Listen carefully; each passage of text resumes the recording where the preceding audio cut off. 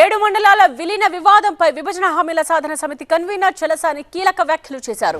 7 మండలాలను అన్యాయంగా ఏపీలో కలిపారని మాట్లాడే వారు చరిత్ర తెలుసుకుని మాట్లాడాలి అంటున్నారు చలసాని. పోలవరం ముంపు గ్రామాలన్నీ ఏపీకే చెందుతాయని రీఆర్గనైజేషన్ యాక్ట్ లోనే ఉందన్నారు. ఆరోపణలు చేసేవాళ్లు వాస్తవాలు తెలుసుకుని మాట్లాడాలి అంటున్నారు చలసాని. ఆంధ్రప్రదేశ్కి తెలంగాణ నుంచి కలిపేశారా?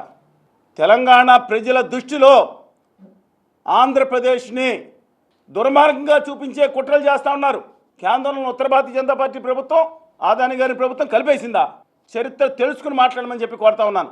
మొన్న 7 మండలాలు ఏదైతే ముంపు గ్రామాలు ఉన్నాయో స్పష్టంగా చెప్తున్నా. 2005లో 111 జీవో ఆ రోజు ప్రభుత్వం ఇచ్చిన ప్రకారం ముంపు గ్రామాలన్నీ కూడా నేను చెప్పిన మాటకి కట్టుబడి నిలబడి ఉన్నాను. మీకు కావాలంటే ఏపీ రీఆర్గనైజేషన్ యాక్ట్ 2014 ప్రతి ఒక్కళ్ళు చదువుకోండి బిల్లు. దాంట్లో బిల్లులో మొట్టమొదటి పాయింట్ ఉంటుంది. ముంపు గ్రామాలు అన్నీ కూడా ఒక్కటి కూడా మినహాయించుకున్న మొత్తం బిల్లులో ఆర్టికల్ 3 ప్రకారం ఆంధ్రప్రదేశ్కి కలిపి వేసినారు. ఇది